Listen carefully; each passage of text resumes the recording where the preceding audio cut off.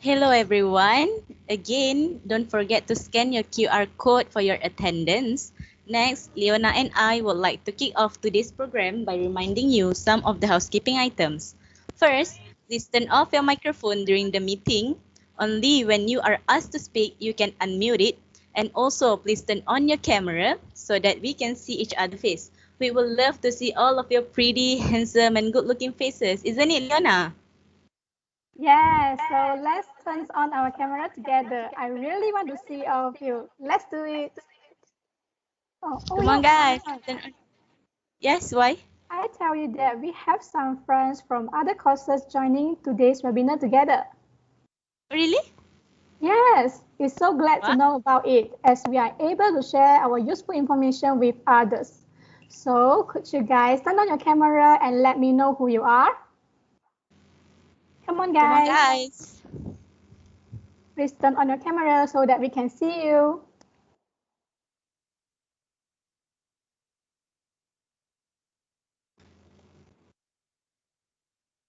Oh, I can see some of them already open the camera. So thank you so much, everyone, for opening the camera.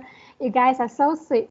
So next, if you have any questions or comments, please leave us a message in the chat box at any time. And everyone, please remember to check out at the end of webinar so that we can get a certificate of participation. So now let's begin today's webinar. A very good morning to Associate Professor Dr. Jacinta Santanam, the Head of Biomedical Science Program, and Dr. 𝗟𝗲𝗿𝗶𝗴, the Advisor of Biomedical Science Club. The panel speakers of today's webinar, which are Associate Professor Dr. Zariyantey, Associate Professor Dr. Satirah Zainal Abidin, and Ms. Raveena 𝗍𝗲𝗿𝗰𝗲𝗽𝗓𝗏, Biomedical Science lecturers, the Biomedical Science Club's members, and my fellow friends. Welcome to today's webinar entitled Students' Perception of Online Learning During COVID-19 Pandemic. Hi everyone, my name is Farah. I am from first year of Biomedic, and together with me is Leona from the second year. Hi Leona, how are you feeling today? Hi Farah and everyone. I feel great and super excited to be here today. So hope everyone enjoyed today's webinar. Thank you. All right, great. We are so glad to be the MC for today's webinar. But actually, Leona, why are we having webinar today, like in the middle of semester break? Actually, in order to raise the awareness of biomedical students toward this current COVID-19 pandemic, our Biomedical Science Club is organizing this webinar, which all of you will be able to get useful information to face the economic impacts of COVID-19 on society, and especially for our fourth year students who are currently preparing for their final year project. So I hope all of you will find this program fruitful and engaging. All right, so we will provide a 10-minute Q&A session straightly after each panel session. And in case we are running out of time, we also will display a QR code on the screen so you guys can scan the code and ask your question. The answer for all the questions will be posted in Biomed IG story. So do follow our IG at Biomed UKM for further updates.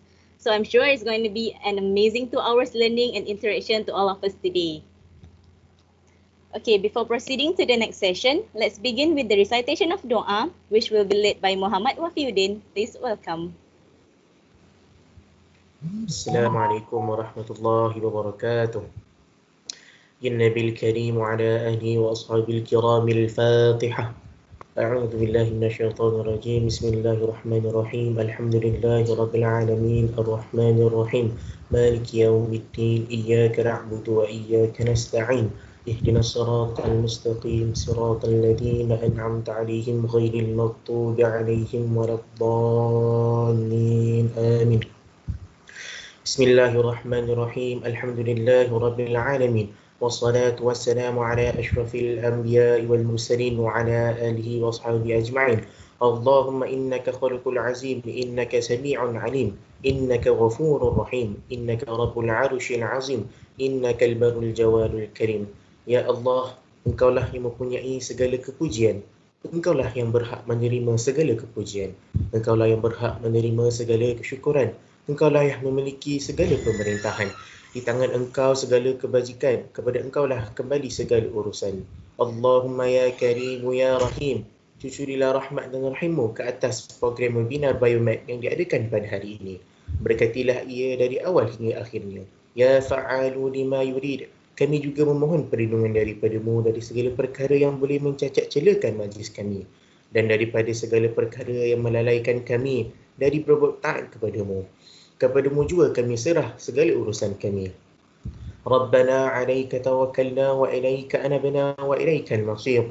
ربنا آتنا في الدنيا حسنة وفي الآخرة حسنة وقنا عذاب النار وصلى الله على سيدنا محمد وعلى آله وصحبه وسلم والحمد لله رب العالمين تقبل الله منا ومنكم يا كريم. Amin, amin, amin, ya Rabbal Alamin. Thank you, Muhammad Wafiuddin, for the doa. Now, let's welcome our first guest speaker, which are Ms. Raveena, the alumni Biomedical Science UKM. She has finished her degree in 2020 and is currently doing her PhD in Biomedical Science at Health Science Faculty in UKM KL. Previously, she won the 𝗗𝗂𝗶𝗴𝗲 Science Biomed Award in 2019, and in 2020, she won the Team of the Year Award and the Most Engaging Award in Asian Youth Leadership and Learning Camp Health in Singapore. The topic she is going to present today is study tips, challenges and experiences as a biomedical science student during the COVID-19 pandemic. Let's welcome Ms. Raveena. Hi, Ms. Raveena, are you there? Yeah, I'm here. Hello, can you all hear me? Yes, we can hear you. Okay, so I'll be sharing my slides, but since I'm using Microsoft Teams on the web, so when I share my slides, you only can see my slides, like not my face. So let me share the slides first.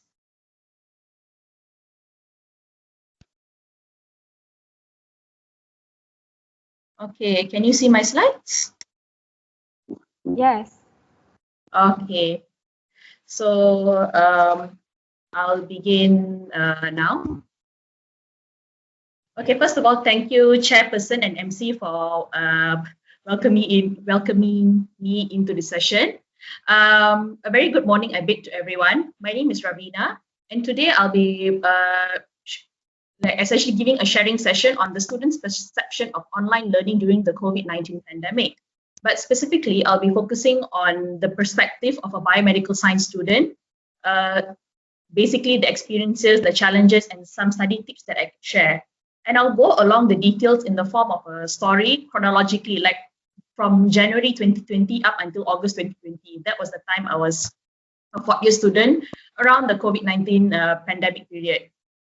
Okay, so moving on to January 2020, before MCO even happened. So back then, like, I just completed my finals for my year 4 semester 1. And with completing finals, it's basically just time for lab work. Since I was a final year student, I had to do my lab work. And then, first of all, back then I was tasked to create this foldable box. Like, essentially we had to like cut our own wood, paste some hinges here and there, and then like paint the box in black. And this is actually how the box looks like, the end product. So it actually took like quite a number of days to actually finish the box. And then we ended up not using hinges and whatsoever. So as you can see, when I opened the box, like the UVB lamp will be fitted inside, and the UVB lamp will then be used to UVB irradiate the cells that I'm working on for my FYP. So these are the cells that I'm actually working on for my FYP. It's called these 𝗣𝗱𝗶4A5 melanoma cells, whereby these cells are actually obtained from the skin of a mouse that has the melanoma skin cancer. So before you start any form of cell culture work, you need to carry out the growth curve first. So what happened was, like, essentially we had to, in order to do the cell growth curve, you need to essentially count the cells. And normally people will count every 12 hours or every 24 hours. But for me and my friends, we counted essentially every 4 hours up to 72 hours. So that means we stayed in the lab like overnight. There were times we counted cells at like what, 12 a.m., 3 a.m., even 5 a.m. It was ridiculous. We were basically zombies at that point. But with the support from my own classmates and also a few postgrad students who were so sweet of, they were so sweet of them for accompanying us throughout the sessions. Like, despite all the stress, like it felt comforting in a way, like we are sharing these experiences together. So in the midst of this lab chaos as well, me and my friends managed to have some fun, where we had this CNY dinner together with our respective supervisors, postgraduate students, as well as my classmates. Basically, it was a break, having good food and taking lots of photos, releasing our stress. So that was basically the what January was for me. Then came February. So February, I went to Singapore for the 𝗦𝗹𝗶𝗃𝗃 program. And these are the representatives from the from FSK UKM. That's me. There's also Shahira and Louis. And in addition to essentially exploring Singapore, we also made new friends from like various countries. You name it: Indonesia, Hong Kong, Taiwan, Philippines, and so on. And then not only we get to explore Singapore, make new friends and whatsoever, we also had to like carry out tasks related to like leadership things, and also learn about global issues such as like world hunger, about refugees, and so on. So during my time in Singapore, concurrently COVID-19 was starting to spread. So this forced us to actually carry out our group tasks within the hotel premises. And then we had to do like essentially a video to compensate for the live presentation that we were supposed to do. And then from that group video, my group number 1, like we were awarded the Team of the Year award as well as the Most Engaging award. So like for people who had just met for like a few days, we were actually a very, very close-knit group. And this is just a picture of us like jumping at Marina Bay Sands. And then after that, after I'm done with Singapore, it was basically just heading back to faculty again and then starting off with lab work. And with more lab work, there's also disappointments just awaiting. So there was one of the disappointments as shown in this video. So what happened was,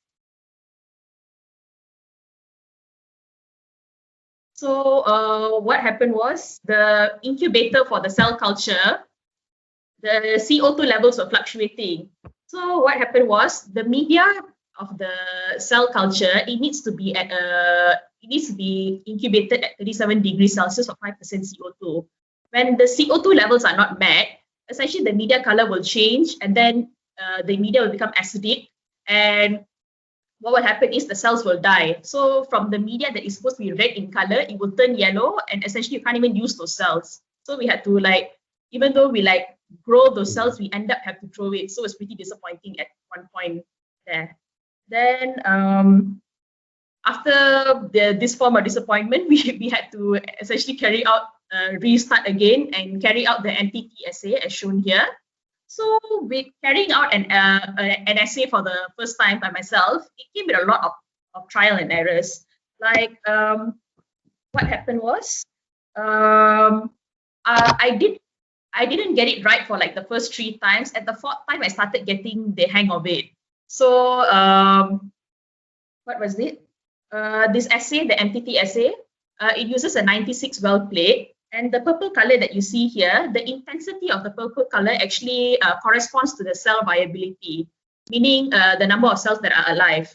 So this entity's essay, the purpose of it is you would essentially test your treatment compound. My treatment compound is actually bedak sejuk for my FYP. So like you put the treatment compound towards the cells, and then you see how many cells are alive after that. Then you determine the dose that you want to use for your upcoming essays. So this is one of the successful trials that I did. And after the purple color has been formed, you have to put this plate into a microplate reader, and these are the results, just showing you how the results look like. So in addition to having all this lab work, in the midst of it, I actually had the opportunity to be surprised with a birthday celebration. Actually, my birthday was just yesterday, so I think you all know.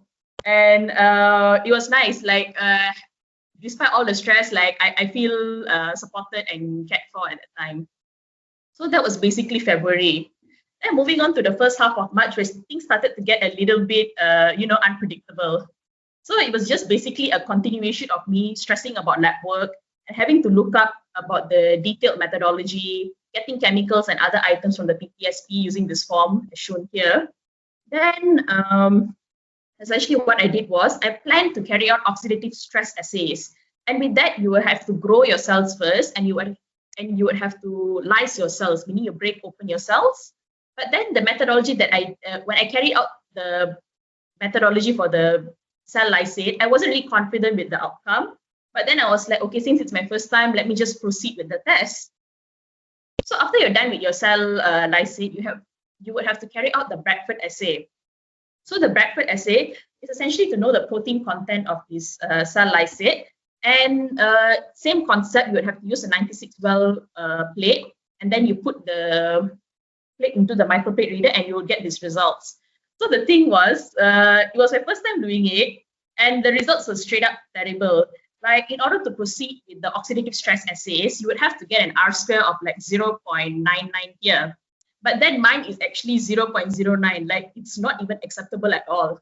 Like, as you can see, these dots here, it should be like closely, it should be close to this line, but then mine is like everywhere. So I realized it was like a pipetting technique error. And I could carry out another trial, but then like there was not enough time already back then. And then with failing the Bradford assay, I also could not carry out the GSH assay. So GSH stands for glutathione, which is another type of oxidative stress assays. So this probably happened around mid-March. And when the cases were already increasing, I was really expecting some form of a lockdown. And I did not carry out another trial as I wanted to refine my methodology, and growing the cells to obtain the cell lysate would take some other time. But fortunately, like many months later, when I came back to lab on August, way after I submitted my thesis, I did the Bradford assay again with my friends. And this time I actually got an R-square of 0.99. So it was good to know that at least at the second time I did it better. Then, as usual, so much drama. It was basically the COVID-19 cases kept increasing, and it was so agonizing to actually wait for the 𝗂𝗂𝗏 circular, okay, and plan the next move. So at that time, after we got the 𝗂𝗂𝗏, it was just like time to clear up things in the lab. And then what happened was, at that same time, I also got received this new ELISA kit that I was supposed to use for my FYP together with my friend. But then since I was in faculty, so I was tasked to actually, receive the ELISA kit and store it accordingly. So when you get the ELISA kit and you won't be using it immediately, you would have to separate the components. Like some components have to be stored in 4 degrees Celsius as shown here, and some of them you have to store in negative 20 degrees Celsius as shown here. So the kit itself would last for 6 months. So if you store it separately, it will last up to 6 months, basically. And then at the same time, I was like pretty conflicted, like, should I go home? Should I not go home? Because my house is not that far from college. It's just a 45-minute drive from here. And my friend is convinced me. He was just like, Raveena, tak apa, balik je. And I was like, okay, balik je lah. Then fortunately, I'm so glad I took the decision to went back that time, because that night at home, I actually got news that whoever wanted to cross state borders after that would have to line up at the police station in order to receive permission. So it's basically a narrow escape from me, because if I knew I would have to go to the police station, there would be like more trouble, more stress, and so on. Then after that, as you all know, but from 18 March onwards, it was MCO. So moving on to the second half of March, I felt at that time at home, although it was a much needed break from the fair share of disappointments that I had with lab, there were also other disappointments that followed. So this included like Biomed dinner getting cancelled, college programs getting postponed and subsequently cancelled.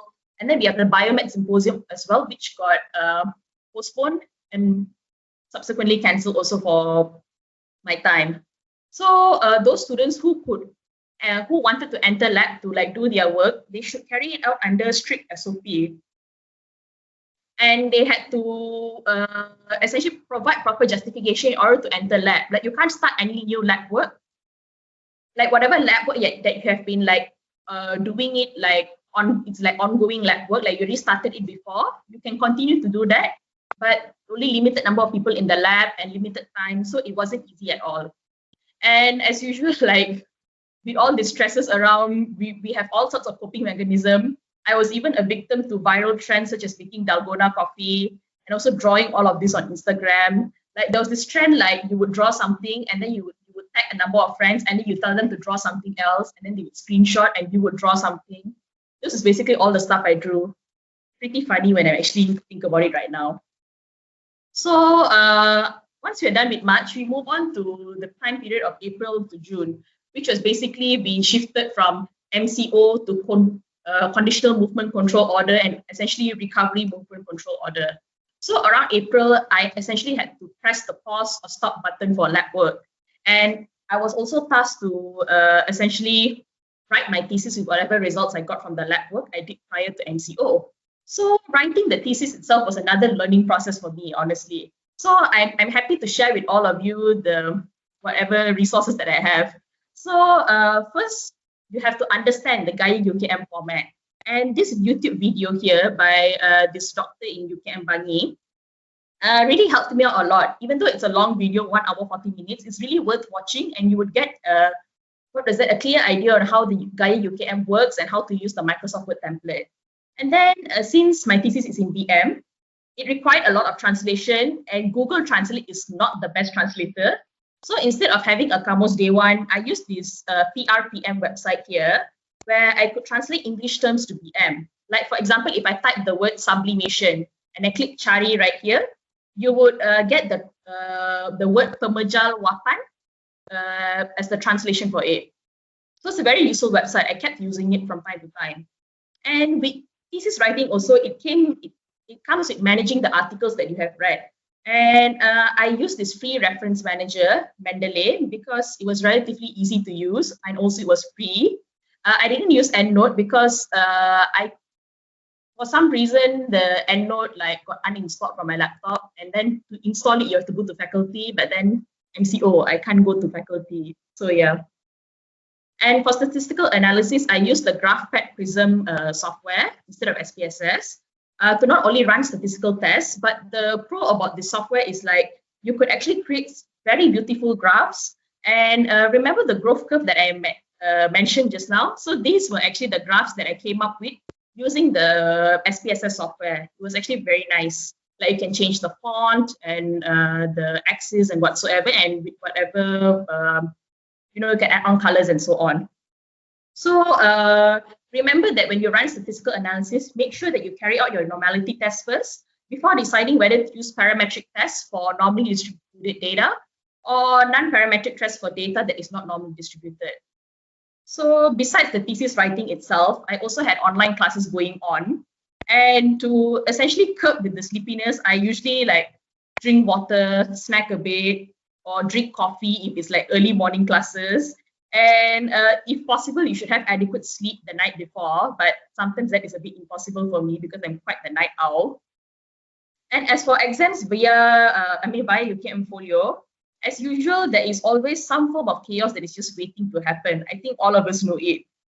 Essentially, while you're answering your exam, UKM Folio crashing, but then the timer of the exam still runs. So things like that is beyond our control and we can't do much about it. But then what we can control is essentially the time that is spent answering each question, whereby you should allocate, let's say for that particular exam, there are 5 essay questions. So you need to allocate, okay, for each essay question, how much time do I allocate for that?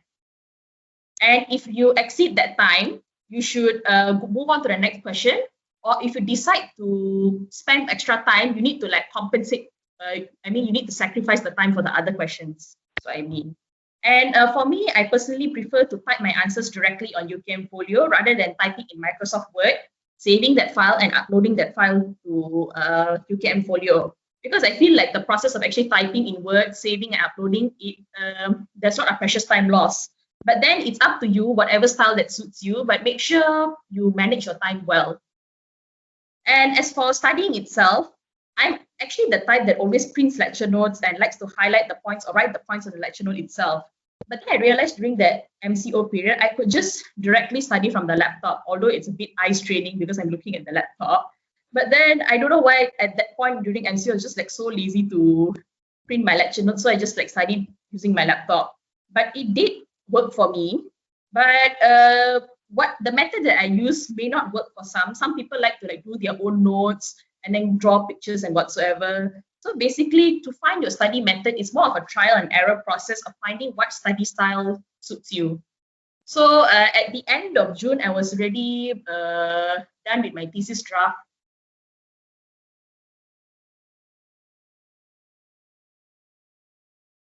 And then the thing about this thesis draft is it took me about 1.5 months to finish it. It may take longer or shorter for some people, depending on your motivation and how fast you want to do it. But I would advise you to start writing the thesis early on, and writing your proposal report itself. It serves as a precursor to actually, for your thesis, and from the corrections of your proposal report, you can actually like write a better thesis from there. And then moving on to July. So essentially, after the thesis draft was checked by my supervisor, I made the necessary corrections and submitted the thesis, as shown in the photo here, for the 𝗣𝗲𝗿𝗀 session.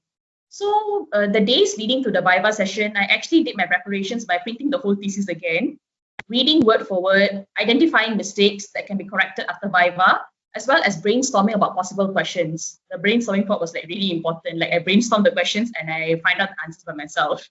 Then as for the 𝗣𝗲𝗍 itself, I was the first person to present in my batch, and I did my 𝗣𝗲𝗍 at home using an iron board here as a makeshift table, because the dressing table in my room is like very low. So I had to use an iron board instead and sit on my bed to, carry out the 𝗣𝗲𝗍 session. Plus I wanted to do the 𝗣𝗲𝗍 session in my room because it's more private as opposed to like sitting in the dining table or any other open space. So that's me in the little laptop right here. I don't know if you can see it, it's right here. So long story short, my session went well, and I did the corrections, and the thesis was ready the thesis was ready to be hardbound. And pro tip on printing your thesis, right? Make sure you convert your Word document to a PDF document before you print it at the printing shop. Because like sometimes, like for maybe thesis that is more science-based, like we have like symbols, subscripts, superscripts, and so on. What happened to me when I printed it was I printed it using Word. And then halfway through printing, I realized like the symbols were missing. So I had to like convert the file into a PDF and reprint again. So I had to spend like about 20 ringgit extra. So yeah, it was essentially a waste of money. So please don't do the mistake I did. But seeing the end result here, it actually was really worth it. And I was like so excited back then. I even made my sister, we did a photo shoot session where my sister was the camera woman. So moving on to the final month, which is like August, whereby I submitted my hardbound thesis. I was so excited till I actually did a video. And then besides submitting the thesis together with the CD, I also took lots of photos around the faculty. This is a photo with my SV, Prof Rohi, and my FYP research partner, Chan. And then this is one with my examiner for 𝗣𝗲𝗍, Dr. Daya. And also this is one with the TPSPs. This is Kak Shai, Kak Aisha. They were really helpful to me. And then essentially the mandatory photo at the Block E staircase. So basically, with submitting your thesis is technically the end of my 4th year already. And to celebrate that, me and my friends went for late lunch or early dinner together with the postgrad students at Murni Discovery Cheras. Yeah, so basically that was the end of 4th year. I'm done with my degree. I'm from the COVID batch. As for the my graduation robe itself, I've still yet to wear it. I don't even know whether I get to wear it or not because the convocation status is still unknown. So during this time period, it actually like got me thinking of the moments that I missed. So before I end my sharing session today, I just wanted to like share these moments that I missed throughout the years with all of you. And I hope that the juniors can experience like these moments just like how I did. So like this was the time I went to Boraya with my classmates. It was really fun having to go to people's houses, eat good food, And we even went to Beraya at Dr. Asma's house as well. Then this was the time I received the Tokoh Bintara Award and also the Sijil Dekan from SB. And then these are some group photos with my friends. Like this is the time we ate KFC. Like after class, we went to KFC to get the 11 ringgit offer. And this was the time at PPUKM. And then this was after the FYP proposal presentation. This was me with Kak Shai during the lab safety demonstration. And then most importantly is this session, the mock interview session. It happened around March, just before MCO started. So pro tip, if the interviewer asks you a question in BM, try your best to answer back that question in BM. And if the interviewer asks you a question in English, answer that question back in English. Because I made the mistake of like answering BM questions in English because for me, if I speak in English, like it's way faster compared to BM. Like I have to translate it in my head first before actually speaking it in formal way. If it's informal, it's way faster to talk. So essentially, I got that comment like, you know, if the interviewer asks you in BM, speak in BM. If in English, speak in English. So besides that, you should also prepare for the interview and not just go in empty-handed. And there was this time, essentially me, this is my friends Navita and Noor, we did our latihan industry at Chiang Mai University, Thailand. So these are some of the group photos and the things that we did in Chiang Mai. So for the latihan industry, like for all biomed students, we have to do 2 months. So I only could do 1 month in Chiang Mai. And the other month, I just did it in PPUKM instead. So these are some of the lab sessions in faculty. And then we have sessions in the lecture halls. Some like during our last classes, like we would take photos after that. And this was during a Haemophilia Day program in the lecture hall as well with my classmates. Then we have these moments in PPUKM. I had the opportunity to wear scrubs with my friend and enter an operation theatre. This was us during the in the cytopathology unit. Yeah, it was cytopathology unit. I went there during my LI. Then this was me and my friends, like we just like stumbled onto Ronald McDonald and decided to just take a picture. And then this photo right here, my classmates were so creative to the point, like after every lab we entered in PPUKM, like we would normally give a token of appreciation. We would give a hamper or something. And then my friends were like so creative, like they decided to do this poster. They take the Avengers poster, but then changing the face of the actress and actresses to like all our faces. It was pretty hilarious back then when I think about it. So besides that, these are some photos from conferences that I've attended. Like I think I've attended 3 of them throughout my course of 4 years here. Then these are some photos from Hari Interaksi. At least I get to go for my Hari Interaksi as a final year student, although Biomed dinner was cancelled, I couldn't go for that. And these were some photos from Biomed dinner.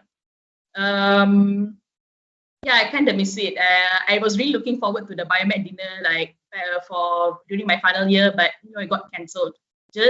I remember the date was around 22nd March, if I'm not mistaken, and then the MCO was like 18 March. So like I already had everything prepared, but then everything planned in my head, like what I'm going to dress up and whatsoever, but then all gone to waste, basically. Then these were sometimes during field trips that we went throughout our past 4 years. So there was this one time we went to Tanjung Karang, Selangor for this entomology field trip here, where we had to like, you know, collect larva samples, mosquitoes, we pin mosquitoes, and then we pin flies. It was really fun. And then we also went to Tanjung Biru at Port Dickson for the environmental microbiology course. Like in addition to collecting the water samples there and carrying out the relevant tests, we also had the chance to actually swim together with our classmates. It was really fun. Then not only that, we went to Pusat Darah Negara, we went to the Agro-Biotechnology Institute at Serdang, if I'm not mistaken. And we also went to Beryl's chocolate factory. Like not only we get to see the chocolate making process, like from the cocoa beans up to the chocolate itself, we also bought like chocolates at discounted prices. Then these are some group works that we have done. Like there was this one time, like my group mates decided to like, you know, dress up as, I mean, not dress up, essentially like make up as zombies and then like take a videos for our presentation. It's pretty funny when I think about it right now. And these are also like other presentations we did. This was hubungan etnik. This was what communication, scientific communication. This was like some English course we had. And then these are also some other, group projects that we did. I'm not sure what presentation is this. Probably hematology, if I'm not mistaken. Then we have 𝗍𝗶𝗶𝗃𝗀𝗃 Day. We did a drama skit back then. This was 𝗗𝗲𝗶𝗃𝗀𝗃𝗀𝗃, this my group. That's Dr. Arimi right there. And then I'm not sure what group presentation was this. And this was the most memorable one because for the subject ID toxicology, we had to come up with a creative presentation and my group won first place. Yeah. And then, so basically at the summary right now.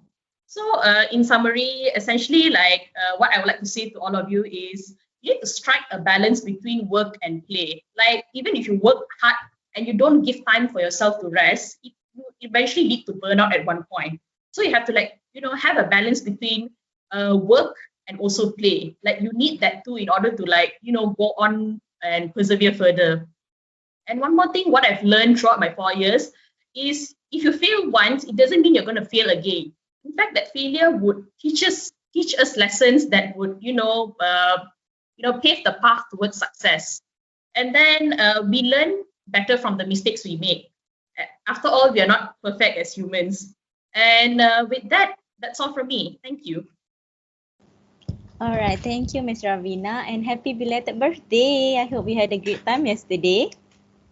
Thank you.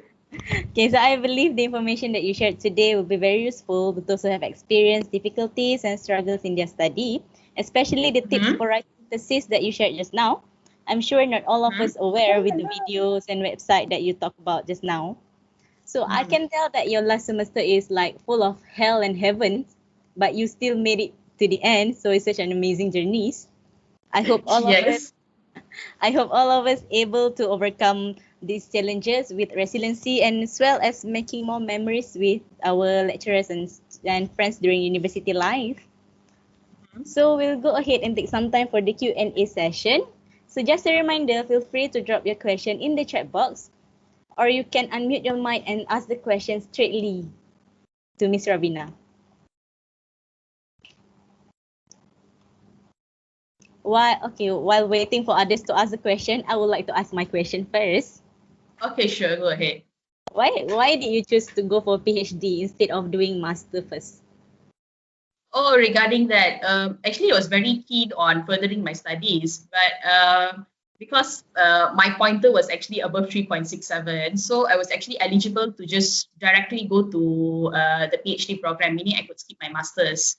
So essentially what you have to do if you're planning to do that, or even if you want to continue masters, you would have to find a potential SV first. So for my case, my FYP SV became my PhD SV. So essentially when I discussed with my SV, and my SV was willing to take me as a fast track PhD student. So if you want to do it at UKM, you would this time around, you would have to undergo an interview first, whereby there'll be a panel of lecturers evaluating you, whether you're ready or not for the program.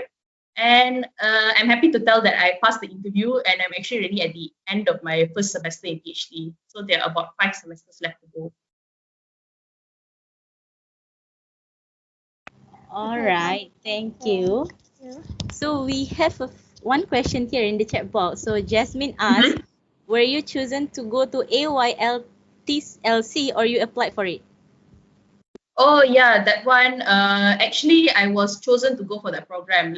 There was a selection process whereby all courses in FSK, there were about 10 or 11 courses. Each course had to nominate a person to actually represent FSK UKM to go for that program. And I was shortlisted from Biomed, and among other courses, there were 3 of us shortlisted, including me.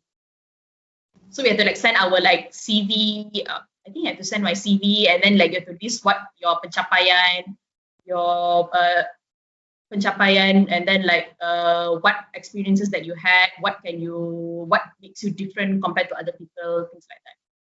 All right. I hope it clears the question for Jasmine. And Leona, you have something to ask? Actually, I'm curious that how Ms. Raveena constantly motivate yourself during all these like challenge, or when facing all these challenges? Or how do I motivate myself? Here's the thing. Throughout my 4 years, right, I realized like you can't run away from sad moments that make you angry, make you disappointed, and so on. So I realized if I like essentially like suppress those emotions, like it doesn't work because the emotions are still there. So like I came up with this way, like essentially like I have a time for myself to allow myself to feel. Like if I feel sad, I have a certain time period where I feel sad, something like that. So let's say lab work didn't work out during that time in the morning, then like in the evening I come back from faculty, and then like I'll be like, okay, so like this evening I'm gonna take a nap, and then like try to forget my problem, allow myself to feel sad and so on. Then like at night, I make it a point to like actually like bring myself up, like, okay, I already know today didn't go so well, but it's not the end of the world or whatsoever. You need to like essentially figure out a way on how to solve this problem. So I allow myself to feel these emotions. So like when I actually like get back up, I don't feel so bad because like I already know I have given myself time to feel whatever I have to feel at that time. All right, so we have some more question in the chat box. So Dr. Satirah asks, how do you manage your time, Raveena, between study and all the activities? Manage my time. Okay. I don't know about other people. Like other people have other people, meaning my friends and family. They actually, I don't know why. Like I have this. I somehow managed to create this some form of illusion that my time management is great, but then only I know how terrible my time management is. But maybe because I set standards for myself.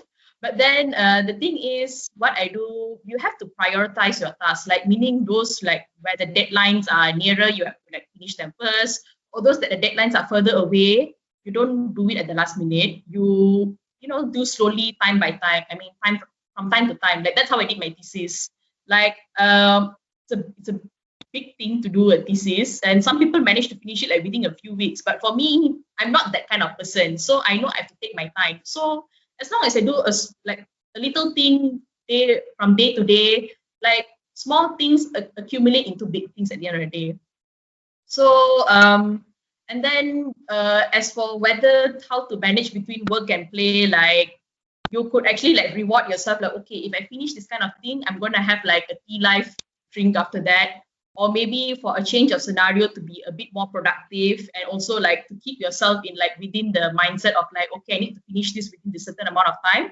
Sometimes studying in my room or doing work in my room is like my bed is just behind me, so it's like I'll get sleepy. So back then during my 3rd year, I would go out with my friends and then like would like study somewhere else. We'll go to like Starbucks, we'll go to Tea Life or whatsoever. McDonald's, I remember going like once or twice, I'm not sure. So like we'll just like buy food or buy drinks, and then we'll just like sit there and then try our best to study. But then I think like Starbucks or like a Tea Life or any coffee shop is like way easy to study because it's like less noisy. So like I think like a change of scenario while you study, and also try to figure out different ways to actually like stimulate your mind, that would be essential in like trying to like keep you sane, and then keep track like from the the timeline or the goals that you make for yourself. Like let's say I want to finish my thesis within a certain date, something like that. All right, thank you. So Nordiana asks, may I ask any study tips on focusing during lecture and studying? Any study tips focusing on lecture? Okay, so for lectures itself, what I do is during the lecture going on, this is for like in the lecture halls, what I did was while the lecturer is like start giving out the lecture, if I get the lecture notes beforehand, I'll make it a point to print those lecture notes. And if I had no time to actually print those lecture notes, what I'll do is I will essentially like jot down whatever extra points from the lecture that's going on, and then later just add on those notes into the printed lecture notes that I have later. So some people, they like to study before the lecture. I'm actually not that kind of person, because I feel like if I study beforehand, for some reason it makes me confused, but for some people it works. So as for studying itself, like I said previously, I'm the kind who prints out the lecture notes and actually like to do my own points and study. And sometimes like, you know, when you print out those lecture notes, like the lecture is already like months ago, and then you you baru nak apa tu study like for finals, right? So like you tend to forget the theory, and you like, you know, when you read through the lecture notes, it doesn't seem to make sense.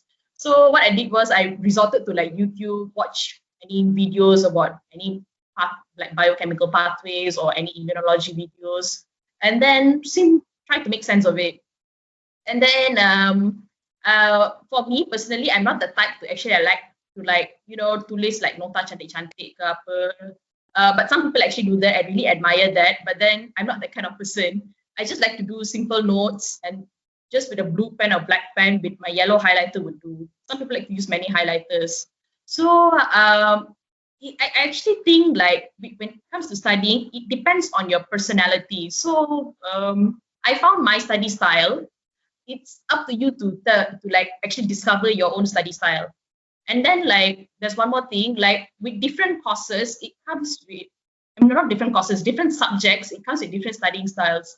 Like for example, I took parasitology, I think in second year. Like we have to remember the pictures of the parasites and whatsoever, right? In addition to like printing those pictures from the lecture notes, what I do was I save those pictures in my computer, and then I just like rename the files in some sort of like jargon or whatsoever. And then like after studying, I would force myself to rename back those files. That's one way.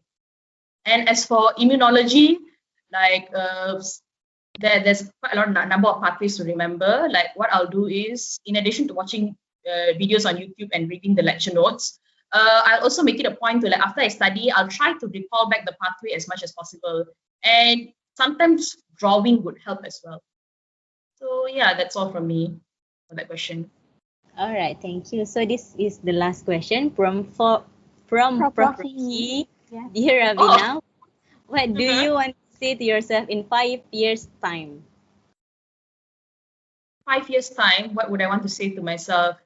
I don't know how these next few years are going to go, but I would like to assume that I actually achieved my goal of receiving my PhD and then actually working. So I would just like want to like thank myself for not giving up and working on your dreams. All right, thank you. So we are running out of time right now. So if you guys have any question to Ms. Raveena, please scan the QR code, or you can click the link in the chat box for you to ask your question. So the answer for your question will be posted on Biomed IG story. So do follow our IG for further updates lah. So thank you once again. Thank you, Ms. Raveena, for your wonderful sharing just now. All right, thank you everyone. Yes, thank you so much. So now without further ado, we will welcome our second guest speaker, which is Dr. Zariyantey, the Vice Dean of Undergraduate and Lecturer of UKM Biomedical Science. She holds a bachelor's degree in Biomedical Science and PhD in Molecular Medicine at King's College, London in United Kingdom. She is specialized in knowledge of blood stem cells, hemato-oncology, and pathology. The topic she's going to present today is Biomedical Science Graduates Pathway and Planning during the COVID-19 pandemic. Let's welcome Dr. Zariyantey. Hi, Doctor. Hi, Assalamualaikum. Very good morning. Okay, thank you, Ms. Leona and also Ms. Farah for your kind introduction and also sharing the session. Okay, so I think today someone will control my slide, right? Yeah. Okay. So yeah, and I also would like to thank the organizing committee for inviting me, okay, to be one of the speaker today. So I will try my best, okay, to share my understanding, okay, about what is the plan ahead that the student can start to plan, okay, especially during the pandemic COVID-19. Yeah. Okay, let me start my talk. Okay, this is the title given to me. Okay, Biomedical Science Graduate Pathway and Planning during Pandemic COVID-19. And if you can see here, okay, this is like hot pink, yeah, hot pink gown, graduation gown that become dreams of every graduate. Okay, so we have, I can see from the attendance list, we have a student who already completed their study. I can see friends of Raveena, Okay, batchmate Raveena, I can see 𝗬𝗂𝗡 is here. Okay, Raveena also is here. Okay, so this is the dream of everyone. Okay, to wear the hot pink gown during graduation, and for those students who are still studying, okay, one day you guys also will be able to wear this hot pink gown. Okay, but before that, okay, after we graduate, okay, the next slide, please. Okay, so this is something I think is a common among every student, yeah, among every graduate, okay, including myself when I was a student, yeah. The thing is that for you to make the decision, okay, next, okay. So when you finish your studies, okay, you want to know what you want to do, okay. There are some people who want to work straight away, okay, and the common dilemma that we get among the students is that to ask whether they want to work or to further study, okay. So if you notice, like Miss Raveena, she has a very firm decision that she want to continue her study, but for some other student, they might think that working is better for them, okay, due to maybe some student, maybe they need to gain some financial and then to gain some more experience, yeah. And for some, they think that academic track is their dream career. Okay, they want to pursue a career in academic track. So that's why I think everybody want to have a good life. Okay, in beside of study, working. Okay, you want to have a good life. Okay, some student, okay, they want to get married as soon as possible. Okay, once they finish the study. So I think this is common, yeah. And some are still looking for a partner. Okay, a good lover, and some are very focused on the into a career and also further study. So it's really depend, yeah. And in for some cases also, yeah, some students, they like to take a time out. Okay, like for example, like few months break. Okay, going for a travel or do something relaxing. Okay, before they start into a very serious working life. Okay, and the latest one. Okay, the latest one is about the business. Yeah, this is something that we want to nurture among a student. Okay, to have the entrepreneurship skill. Yeah, so if you notice that in the university syllabus, we have entrepreneurship courses, okay, introduced to the student, so that you will have, although we are not a graduate, yeah, in economy or business school, okay, but we do have a basic skill or a basic knowledge about entrepreneurship, yeah.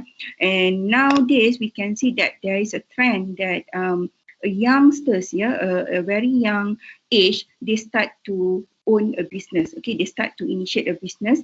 And from my observation, yeah, what I can see is that the young generation nowadays, they are very creative. Okay, they are very creative in turning their idea into a business. Okay, so this is among the most common things that a student or a graduate, a future graduate, will need to decide. Yeah, so if you are very super efficient, okay, some people, they are very super efficient, they can do everything. Okay, they can do all, they can work, they can further study at the same time, okay, make a family, okay, and at the same time own a business. Okay, so these are depending on your own capability and and also on your own priority, right? Okay, so the next one. The next, please.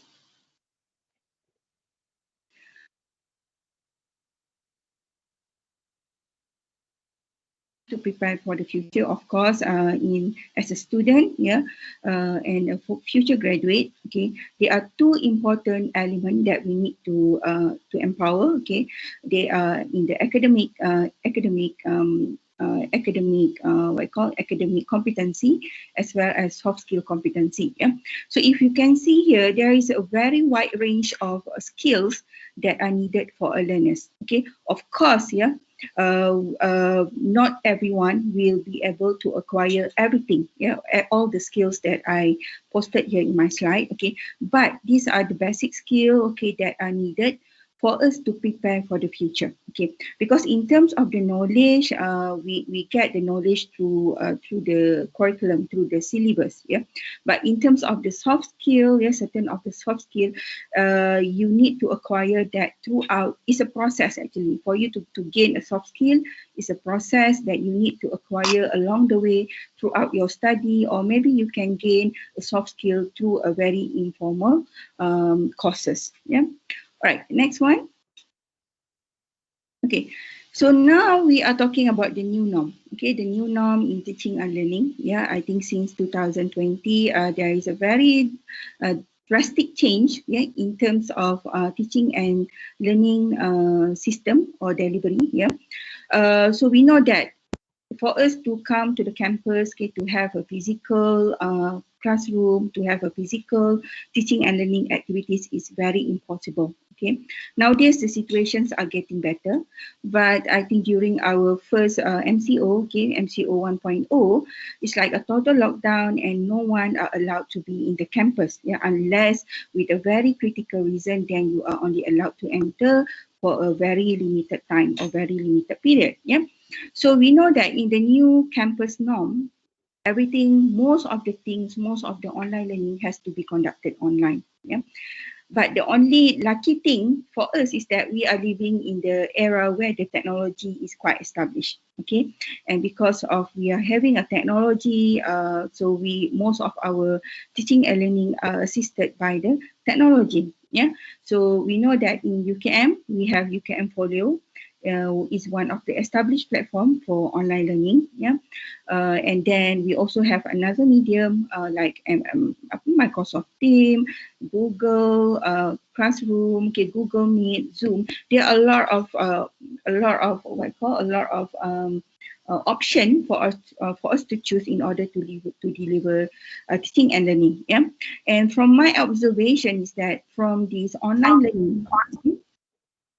From this online learning, basically, I can see that students acquire a very good skill in terms of technology. Yeah, you are very creative in producing a good video. Okay, you are very creative in making an online presentation. Okay, so those are the added value or the added point that we can see from the pandemic era. Okay, from the COVID pandemic, following the usage of online learning. Okay, but the only concern that we, as a faculty or as a program, that the only concern that we consider is about the hands-on skill competency. Okay, because we know that we are from the health sciences background, from the health sciences faculty and also program. There are certain important and crucial hands-on skill competency that students need to acquire before they can graduate and also pursue their career. All right. So in order to prepare for that, can I have for the next slide? Okay, so in order for us to thinking about the future, yeah, so you are, especially for the final year, now we have a final year student who are entering the final semester of their study. And also we have a student who are already graduated, okay, waiting for a convocation in April. Okay, so these are a batch of students who are very near to the real life, okay, who are very near in planning for a job, yeah, for a job, to seek for a job, yeah. So in order for the career planning, yeah, I would advise is that first thing, of course, if you go outside, there are very diverse options available for you to choose, yeah. But again, you have to also look at your own. What is your skill? Okay, what is your strength? Okay, beside the hardcore knowledge that you have, okay, you also need to know what is the skill and the strength for you to prioritize. Okay, for you to prioritize what types of career that you want to pursue. Yeah, so it's really depend. Yeah, there is no standard formula for. This is from my understanding, yeah, and also from my own experience, yeah. There is no standard formula that we can say that you should, after you graduate, you should become A, you should become B, and you should become C, yeah. So there is no standard formula for that, okay. However, student basically have a diverse option to choose depending on your priority, okay, on your own, what you are vision, what you are dreaming of, okay, what types of career that you want to pursue in the future. Okay, so in this particular talk, okay, I would like to highlight there are few what I call a few bodies that we can engage, okay, for the respective career pathway, okay, and they are also important what I call as a cutting edges skill, yeah, in the current academic world, okay, or in the current job market, okay. There are certain new skill that is needed in every graduate. Yeah. Okay. Next one. Okay. Can I just go back? Sorry. Can I just go back, please? Okay. So I would like to touch about the 𝗍𝗶. 𝗍𝗶 basically is a Layak Health Profession Act. Yeah. So I will explain detail about the act. It's basically a new act, okay, launched by the Government of Malaysia, okay, Ministry of Health, okay, in order to what I call to protect the professions of clinical scientists. Yeah. And then we have a new initiative. Okay, I highlighted the blue here. Okay, because this is a new initiative recently launched by Ministry of Higher Education, okay, in order to provide opportunity for a graduate to reskill, okay, to have a new skill or to upskill, okay, to add a new skill for the graduate as a preparation for them to face the future market. Yeah. And then I also would like to highlight about the IBMS accreditation. Yeah, I think this is very important. Okay, I hope that everyone are alert that our program, Biomedical Science program at UKM, is accredited by IBMS. Okay, we receive accreditation from IBMS for 5 years, okay, up to 2023. And I will explain what is the benefit of having IBMS accreditation. Yeah. And then another platform is that, of course, as Raveena, yeah, Miss Raveena mentioned earlier on, there is also another important track that most of our graduates embark, basically in academic track. Yeah, academic track, because some of them would like to become a lecturer, okay, would like to become a researcher in the research institute. Okay, so that will require a higher degree, yeah, for you to pursue your career in that particular track. Yeah. And the recent one, okay, not so recent, but we consider it as a new niche, yeah, a new skill that is needed in job market is the entrepreneurship track. Okay, and the last one, there are also other industries that are related to the biomedical science, medical or pharmaceutical, as well as other non-related industries. Yeah, because we have also a graduate who who successfully built their career in a field that is slightly divert from the original biomedical track. Yeah. All right. So next one. Okay. So I would like to highlight about the Layak Health Profession Act. Okay, so as a biomedical graduate, you need to know about this act. Okay, because the next one, please. Yeah. Okay, in history. Okay, a brief about history of the act. Yeah, or if we call, kalau bahasa Melayu, they call it as Akta Sains Kesihatan Bersekutu. Okay, in English they call it as Akta. They call it as a Layak Health Profession Act, okay, 2016. Okay, so basically why Malaysia need that act is basically to regulate the profession of health sciences, okay, in the field of health sciences, yeah, healthcare profession.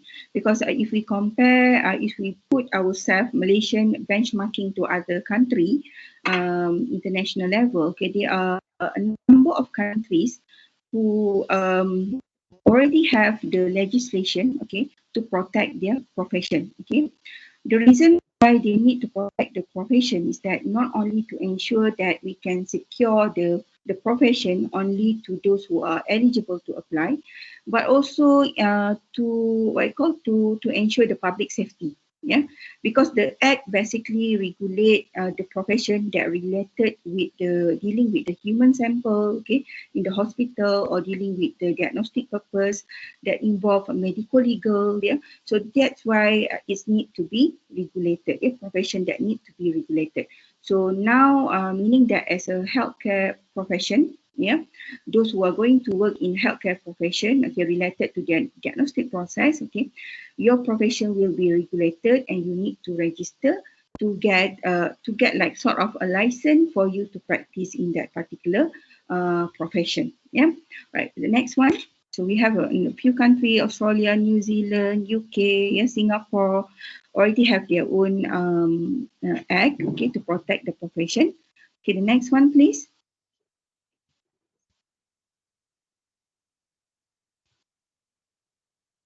Okay, so in background, yeah, in Malaysia scenario, okay, we do have a registration and also annual practicing certificate, okay, by a regulatory body for different profession. Yeah, we have medical officer, nurses,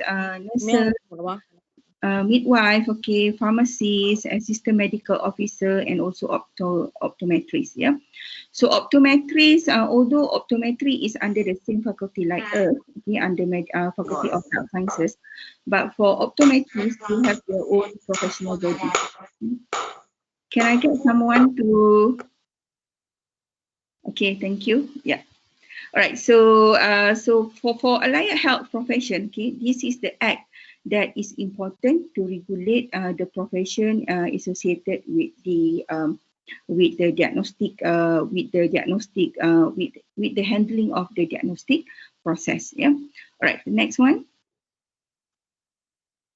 Okay, so in terms of description, okay, so who are we considered as allied health profession? Yeah, so a profession of allied health, meaning that any profession which has a direct or indirect effect, okay, on the patient care or on the health of an individual or the population. Yeah, so allied health profession meaning that the profession of allied health specified in the second schedule.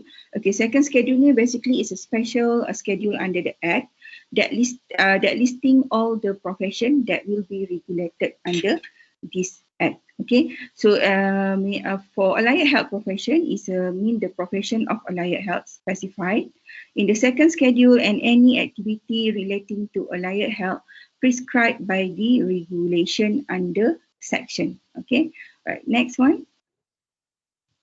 Okay, so these are the job description, the listing of the jobs or profession under second schedule that require certification, practicing certification by the Act. Okay, so if you can notice, like as a biomedical scientist, okay, we can fit into number 3, yeah, clinical scientist, biochemist, clinical scientist, biomedical scientist, okay, and for number 5 and number 6, I'm not that sure because for the council to endorse the qualification of a graduate, okay, whether they can fit in with any of the profession, they need to verify that, or they need to examine the curriculum, okay, whether the curriculum provide adequate training or not in the respective field. Yeah, but for sure number 3 and number 4 as well as number 7, okay, is a profession that can fit with a biomedical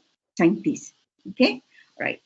So whoever want to pursue their career in this respective field, you need to register with the Act, okay, and get the practicing license. And then there is actually a pathway. It's like a lifelong learning, a lifelong practice on job training that you need to be certified, okay, to ensure that your service is up to the required competency. Yeah? Okay, the next one. Okay, so in summary, this is the timeline, okay, that is needed for you to enroll into the allied health profession. Yeah, so first it start with the registration. So during the registration, they will verify your qualification. Then you have to undergo certain training for a certain period of time. Okay, gaining the experience that is required by the body. Okay, and then during that period, you will you will be getting what they call as a practicing certificate. Yeah, and then after you get that certificate for a certain period, then you can actually upgrade that to a different types of license, either by depending on the length of your service, or in certain condition, they can also consider that if you able to acquire a higher degree. Yeah? For example, like from degree, you service for a certain period in certain competency, then you pursue your study at higher level, at master level, for example, in a specific respective field. For example, like from the clinical scientist, from the as a clinical scientist, basic clinical scientist. After you pursue your career for 5 years, for example, then you take a master degree in for example, in biokemia, okay, in biochemistry. So then you will be specialized in a biochemistry field. Yeah, so that is among the timeline or the route that you will undergo if you choose to work in a allied health profession recognized by Allied Health Profession Act. Yeah, Akta Sains Kesihatan Bersekutu. Right. Okay. The next one. Okay, so this one, it's more detailed description about the process of registration. Yeah. So maybe I'm not going to highlight each of the steps. Okay, but in summary, I would like to emphasize that for Malaysian, there is a minimum entry requirement, okay, minimum entry requirement, which is diploma or degree, and you need to get the registration certificate first, okay, and then following the registration certificate, you will get the practicing certificate, okay, and then following that period of time, what you need to do is that just to renew your practicing certificate. Okay, so basically the act is to regulate the profession. That's all. Okay, to ensure that the competency is at the desired level, and also to ensure the public safety. Yeah, and for non-Malaysian also, okay, there is also opportunity for non-Malaysian to practice in the Allied Health Profession Act, okay, in Malaysia. Okay, but for non-Malaysian, the minimum entry requirement is slightly higher. Okay, which is you need to have a minimum master and also PhD. Yeah, so that is a different route, yeah, a different process, registration framework for a Malaysian as well as a non-Malaysian graduate. Yeah, right. Okay, that's all. Next.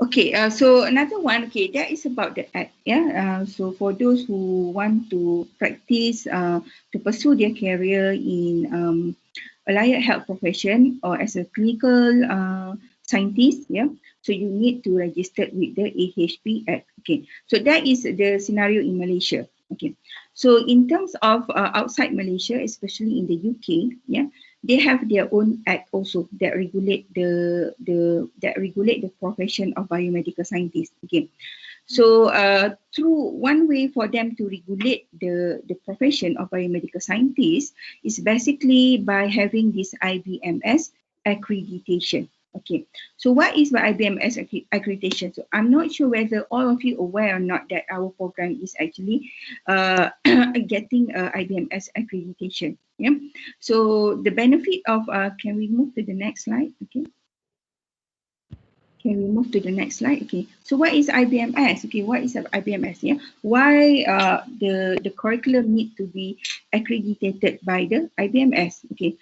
So basically, IBMS, the function of IBMS is similar to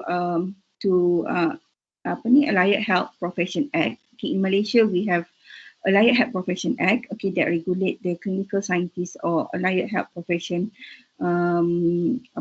That regulate the allied health profession. Yeah, but in UK they have their own bodies, yeah, professional bodies that regulate the profession of biomedical scientists. Okay, so specifically in terms of biomedical scientists, yeah, we have IBMS. Okay, so IBMS, by having the course that is accredited by IBMS, the good advantage is that biomedical scientist is legally protected, okay, to ensure the public safety, to regulate those who are eligible to practice in the medical, clinical, hospital, lab running diagnostic process and handling of patient sample. Okay, so by doing a IBMS accredited courses, okay, will make your life easier to become HCPC registered. Okay, and in UK they have HCPC registration bodies, yeah, or regulatory body. So meaning that now our curriculum is getting we already obtained IBMS accreditation. So meaning that if someday some of you might want to pursue your career as a biomedical scientist in the UK, you already have the minimum have the minimum entry requirement for you to apply for the HCPC registration. Okay, so that is the good thing, yeah, about having the IBMS accredited curriculum. Yeah, so but I think for now, based on our survey, not many students are using that platform yet. Okay, so we hoping that, you know, with the current pandemic situation, yeah, the job market in Malaysia itself might not that the job market in Malaysia itself also affected. Yeah. So one way is that for you to search for another opportunity, not only limited in the Malaysia but also outside the Malaysia. Yeah. So I think Dr. Satirah later will share you a story of our alumni who have successfully having their career outside Malaysia. Yeah? So for those who are aiming, okay, to work outside Malaysia, in UK particularly, as a biomedical scientist, okay, so you already have the minimum entry requirement, yeah, for you to apply for the HCPC registration. Okay, the next one.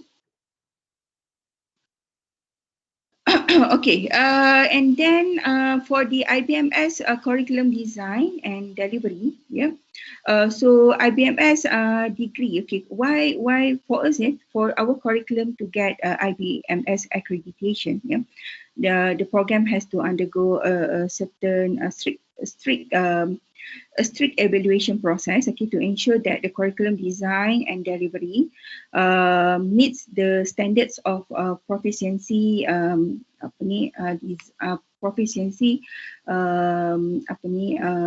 decided by the HCPC. Yeah, HCPC stands for Health and Care Profession Council. Okay, that they have their own standard to ensure that whoever want to get their registration with HCPC must undergo a degree that has a content meet with the standard, meet with their own standard. Yeah, so this is basically important when you are coming from outside UK. Yeah, so all the curriculum need to up to the standard with the UK curriculum for you to apply for the HCPC registration. Yeah, right. Okay, the next one. Okay. So that is about the IBMS. Yeah, so I have talked about the Allied Health Profession, 𝗍𝗶𝗍𝗃. Okay, that is in Malaysia.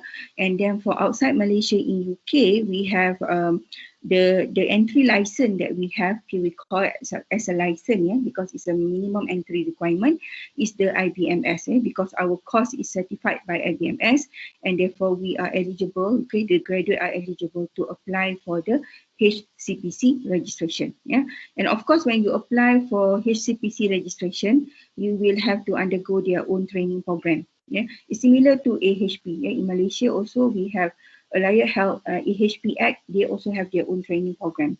So with the degree itself is just like the entry ticket for you to be engaged with the with that particular body. Yeah. Okay, so now we are talking about the other opportunity, yeah, for the new norm job training. Okay, so of course, we're still going on with our current teaching and learning, okay, using our syllabus, yeah.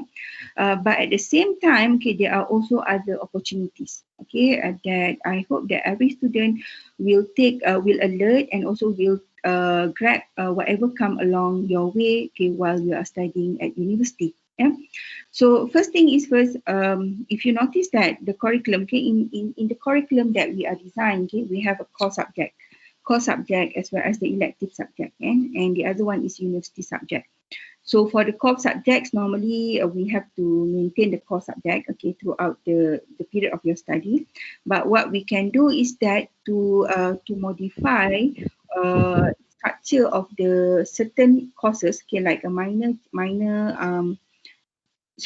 revision, okay, to ensure that you will get with the up-to-date skill that is needed with the current market. Okay, so there is a certain portion of the curriculum that are flexible enough for us to introduce courses that can push a student to the new cutting edge field. Yeah, for example, like I mentioned just now about the entrepreneurship, okay, and then we are now towards digital era, okay, everything about the big data, digital healthcare, okay, those in the field of rehab, they have a tele rehab, okay, tele consultation. So these are the things that are coming in, okay, and we can integrate immediately in the curriculum, okay, to ensure that our student will possess the needed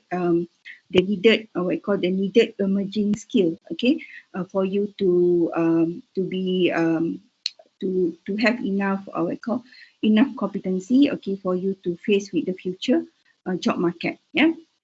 Okay, itu in terms of curriculum revision, yeah, adjustment, yeah, and then there is also a certain program introduced at the ministry level, okay, whereby a student can grab the opportunity to have what I call as in-house training, okay, training while studying, and also training after graduation, yeah, via professional certification and also industrial partnership, okay, and the other one is like takeaway and add-on courses in-house and also external providers. Yeah, for example, like sometimes you get information there is there is a webinar on a certain topics, okay, because with the online learning, yeah, the new digital era nowadays, we can see that everybody are actively doing a webinar, okay, and therefore we can see that we have a lot of opportunity, okay, to grab along the way. Yeah. Okay, the next one.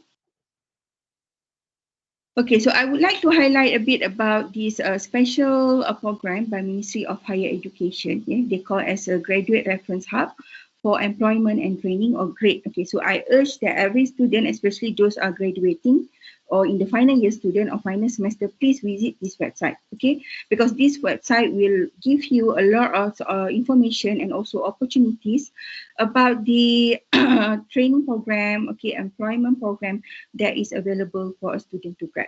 Okay, the next one. Okay, I can see that Zami said I only have 5 minutes left. Okay, can I move to the next slide? Because I would like to highlight a bit about this special program by KPT, yeah, they call as a KPT CAP and also KPT PACE. Okay, there are different types of a program. So maybe for those who are graduating very soon or already graduated, okay, you can focus on the KPT CAP, okay, because KPT CAP is stand for the Career Advancement Program. Yeah.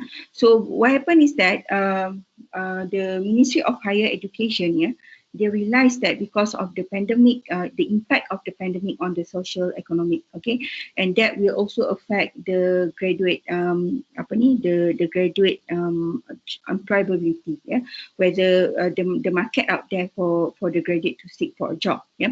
So what they do is that they initiate this program, okay, in partnership with the industry, yeah. The ministry allocate a certain money, a certain fund to provide a platform for a student to get extra training after graduation. Yeah? This is only for those students who are not getting any job, okay, unemployed student. Yeah? The target is unemployed graduate who are still seeking for a job.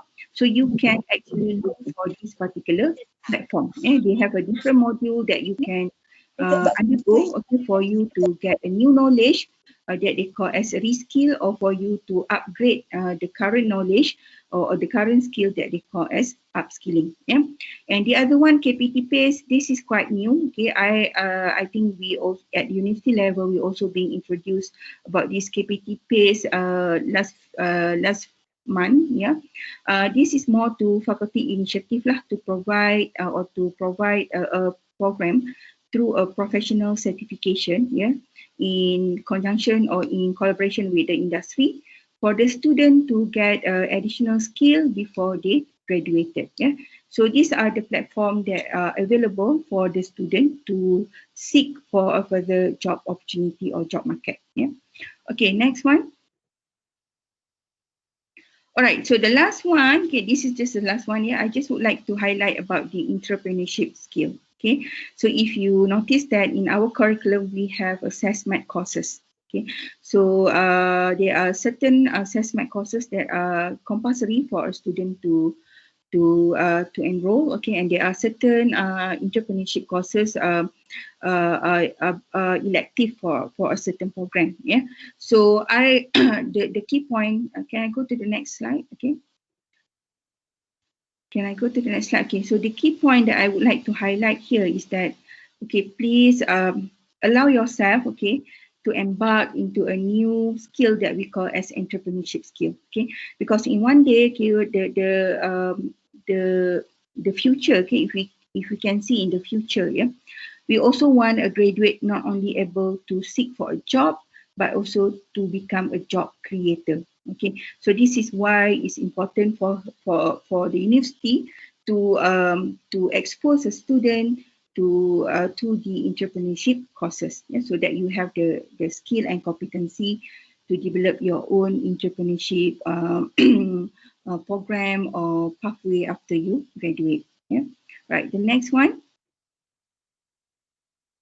Okay, so this is just a process. Yeah, so normally in during the admission, okay, if you notice when you are in first year student, okay, there will be a quick Q&A session, like a survey to see your interest in the entrepreneurship. Okay, from there the university can actually predict the entrepreneurship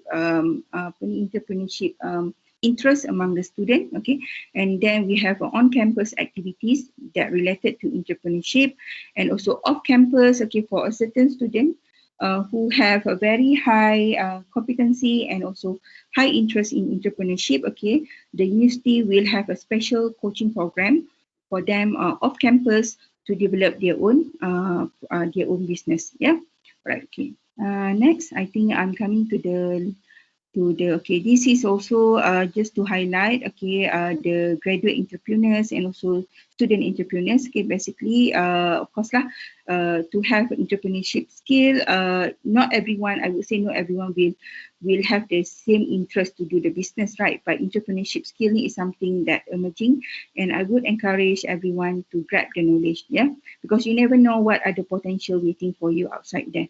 Okay, that's the next one. Okay, lastly, okay, my last slide and my last advice is that, okay, no matter what type of knowledge that we are seeking, okay, don't forget also to build our emotional intelligence, yeah, because in terms of academic competency, I think I'm not that worried, okay, because we have a very systematic and structured curriculum delivered to you. But in terms of emotional intelligence, okay, this is part of the soft skill that everyone need to know. Okay, the next slide, please.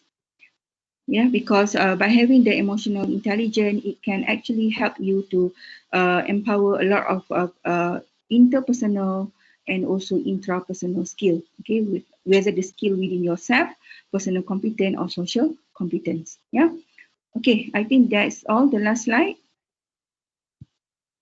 Okay, so that's all from me. Yeah, so my advice is that don't let the COVID-19 ruin your journey. Okay, we are at the faculty, at the program. We love you so much. Okay, we will try to help you as much as we can, but you also have to help yourself. Okay, but if you choose to hide yourself, okay, to missing in action, okay, and difficult for the head of program to contact, so there's nothing that we can do during the pandemic COVID. Okay, so please always be in touch with us, be in touch with the program, be in touch with the lecturer, so that we can also help the student to face the challenging time during the pandemic COVID-19. Yeah. So that's all from me. Thank you very much. And I'm sorry, Zamir, for taking some extra time from the allocated duration. Yeah.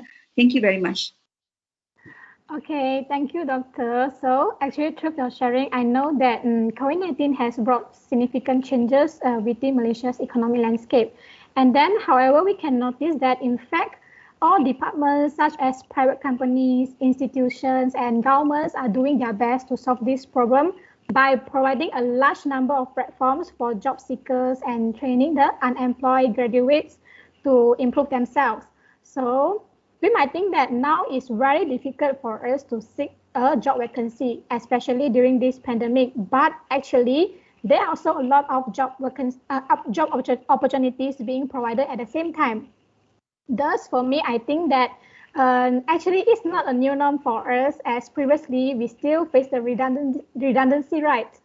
However, it should be an opportunity for us to realize how important digitalizations in this new era. Like what doctor said, that it's not a standard formula for us to be someone, but we should be resilient in learning the new skills to suit the job markets so that we are able to stand out among them. So once again, thank you, doctor, for providing us such an amazing sharing. So now, since the time is limited, we will choose like one question from the chat box. So Jasmine is asking that IBMS is only applicable in UK or other countries too, doctor? Okay, Jasmine. As far as I'm concerned, IBMS is actually a body that provide accreditation to the curriculum or to the program. Yeah, but so if you're asking me, IBMS itself is a body that that provide accreditation to the program. But for you to use the IBMS to practice as a biomedical scientist, that is only applicable in the UK, because for the UK under the 𝗍𝗶𝗃 Act, okay, or regulation bodies, they need those with the minimum entry requirement with a degree that is being accredited by IBMS. So the answer is that for you to practice as a biomedical scientist with IBMS degree, that is a requirement in the UK only. Okay, because different country they will have a different regulatory bodies to protect their biomedical scientist profession. Okay, thank you, doctor. So I think without further ado, we will welcome our next speaker, which is Dr. Satirah. Just a reminder, if you guys have more questions to Dr. Zariyantey, please click the link in the chat box to ask your question. So last but not least, let me introduce today's last guest speaker, Dr. Satirah, the coordinator of Postgraduate Development Unit and lecturer of UKM Biomedical Science. She did her PhD under Department of Cardiovascular Physiology and Pharmacology in Institute of Pharmacy and Biomedical Sciences in Strathclyde, UK. The topic she is going to present today is marketability of biomedical science graduates during the COVID-19 pandemic. Let's welcome Dr. Satirah. Hi, doctor. Are you there? Hello, hi, thank you Farah, thank you Miss MC, Leona. Okay, how are you all today? Fine. Yes. Great. Okay, all right. So hope everyone is fine too. I see quite a big number of crowd. Okay, thank you very much for participating to today's webinar. So I'm going to talk about the marketability. All right. So I will share my slide now.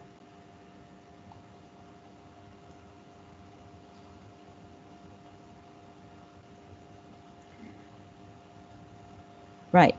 Okay. So I will talk about the marketability of biomedical science graduates during the COVID-19 pandemic. So let me just start off with the definition. Okay, what is marketability? So it means that the attractiveness, what is it that attractive about you that make employers want to hire you or clients want to take you? Okay, so this term is interchangeable with employability. Okay, so employability, or in BM we call it kebolehpasaran. Okay, so you need to have a set of achievements, skills, understandings, personal attributes, okay, to make graduates more likely to gain employment and be successful. Okay, not only that you're employed, but then you are successful in your chosen occupation. So what does it mean to be employable? Okay, so in brief, it's the ability to relate to the real world outside. So you may be good, okay, in studying, okay, you might be scoring A's, okay, in all of the tests, but you need to be able to relate to the real world. How can you apply this to the real world? Okay, and then self-reflection and development. Everyone have different interests, right? Let's just talk about subjects. Everyone have different favorite subjects. So it's the same with occupation, okay, or area of interest. So you need to be aware, okay, what is it that you like? Okay, what is it that you want to do in the future? And then you need to have the correct set of skills. So different job skill needs different requirements. So you need to be able to identify that. Okay, and of course, by having more experience, okay, it is more likely for you to get employed. And you need to be able to accept, okay, not everyone is lucky to be hired at the first, during the first interview. So you have to be able to handle the rejection. Not just one interview, there might be several more interviews to come. So I got this from the internet. So these are the employability skills that job seekers are looking for. Okay, so I'll just go briefly. You need to have the self-motivation. Okay, you need to be able to know how to organize, okay, in skills. So actually, like when you're organizing such webinar, it will train your organizational skills. So you need to be working under pressure, and you need to be able to catch up with the deadlines, okay?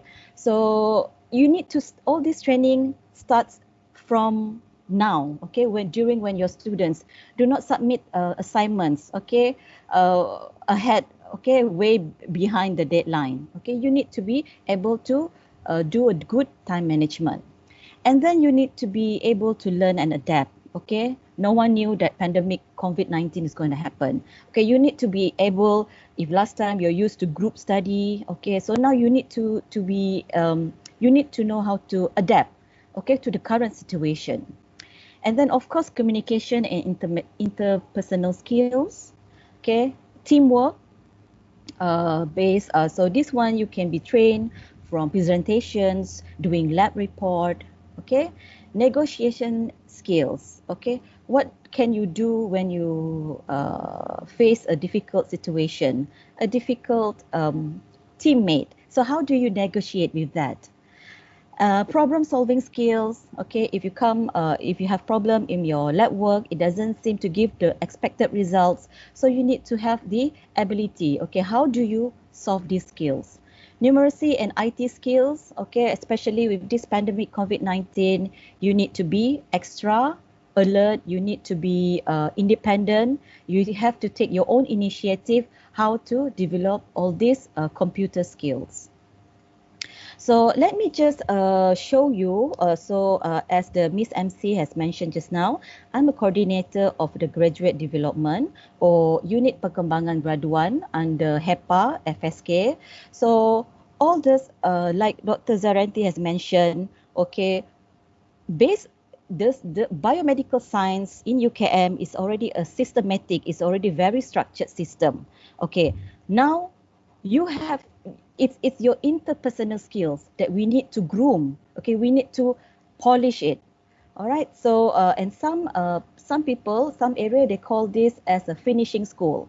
Okay, why? It's like when you're doing polish, okay, finishing school or finishing of the polish. All right, to make it to make you lebih lagi berkilat. All right, so among of the past activities that we have done is bengkel komunikasi English. So where we train, we give a situation, okay, simulation. What happens if you have a difficult boss? So how do you handle that? Or if you get scolded by your client, so how do you overcome that? And many more difficult situation. And we have forum bicara alumni bersama alumni FSK. So this is where we invited alumni, okay, from the different programs. Okay, as UPG or unit perkembangan graduan is a unit under faculty, so we do it at the faculty level. And then we had mock interviews, okay. For this batch, the current batch, they were lucky because we managed to do the face-to-face interview. So we were honored to have Encik Roslan here. So Encik Roslan is our very own alumni Biomed from the first batch, year 1996. We were so honored to have him. He is now the Ketua Pegawai Sains in Hospital Serdang. Okay, even I myself, I enjoyed the mock interview. It was very good. And now for the current final year students, we still continue with this mock interview, and also we did this collaboration with UKM Career or Pusat Perkembangan Career. So Pusat Perkembangan Career is like the unit that try to increase your employability to the industries outside there. So this is the first round of the mock interview that we did for the current final year student at faculty level. So we invited panels from the real industries there. There are alumni, there are panels like with the position of CEO, pengarah. So because we want to train, how do you handle these mock interviews? Also in the past, we have done professional grooming. So what does it mean? So it means we give training. It's a full day workshop, for the female. How do you dress? What is the correct baju kurung and tudung, specs, for the guys. So we had this hairdresser and come and cut. He chose only 2 boys to get a free haircut. So this is how I didn't get the before and after. So this is after, and this is where the boys learn how to use face blot. And I was surprised that many of the guys they have never used a proper facial wash. So we did practical on that. Makeup, yes. When you go out working outside there, don't think like, oh, I don't want to do makeup. I want to maintain natural beauty. Makeup is not just to make you look pretty. Just a simple makeup, just to make sure that you don't look sick. Tak terlalu pucat. Just a simple touch, not to overdo it. So that's what professional grooming is about. And then we were lucky to have collaborated with Graduan. So Graduan is a talent recruitment and employer branding, where they have held so many job careers annually, at Malaysia and also international level. So we were lucky. So they have been around for the past 25 years, and we are lucky to have them to come over and give more training, about personal branding. So this finishing school was organized by UKM Career, and our students joined the 3-day course, together with the students from Bangi. So it was online, so it was possible to have a big crowd. And every year we have been having career fair, where we invited all these companies from outside and give interview, the real interview. Some they may be just doing advertisement, but some, as you can see here, they would do interview right away. We had also international companies from Singapore as well to join in our career fair. But since during this COVID-19 pandemic, like Dr. Zariyantey said, we love you so much. We still try our best, to make things possible. Things which were done physically, we try to do it virtually, online. So we managed to get even more, close to 30 companies, industries, to give real interview to the students. All right. So this happened in last September 2020. Now, I would like to talk about this Sistem Pengesanan Kajian Graduan, or in English we call it the tracing study. So since the past recently, KPT is doing this survey to trace where are you after graduation or after convocation. All right. So what is SKPG? So it's a survey, done by the KPM or the KPT Okay, to know your job status. What are you doing? Are you working, or are you taking any training, professional certificate, or are you doing any business, or are you doing postgraduate or further study? Okay, so why is it important? Okay, it's because we want to make sure that we have produced a high quality graduates. Okay, and we really want the graduates, okay, to give their full cooperation, okay, to fill in this survey after they have graduated. Okay, so to know more about this SKPG, you can go to this website. And I would like to share this video, okay, about what is SKPG and how to answer it.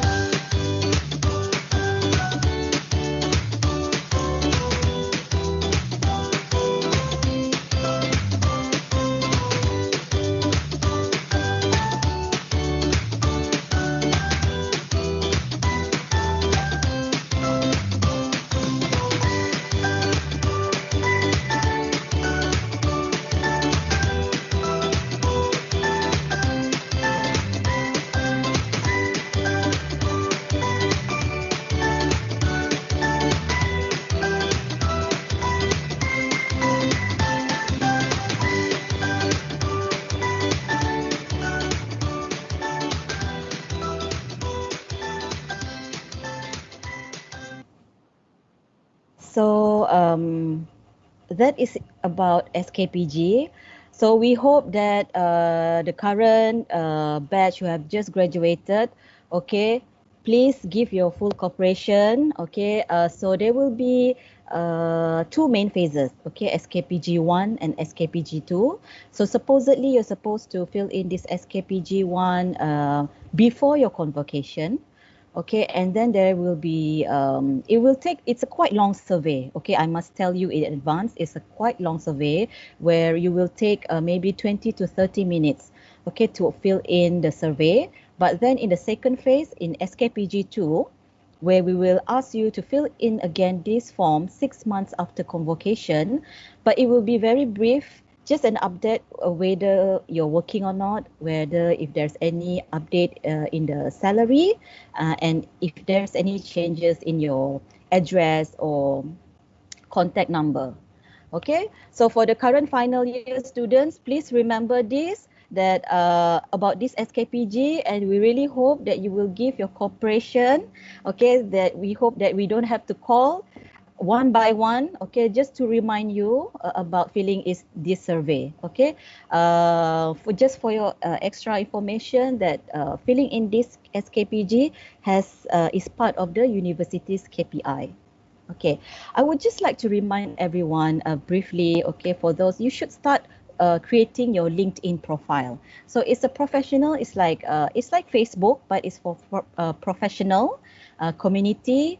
So for the final year student or the current batch was just graduated, or who will be graduating this April, inshallah, please create this LinkedIn account, okay, because you never know if there are any companies who are looking for employees, okay, through this website.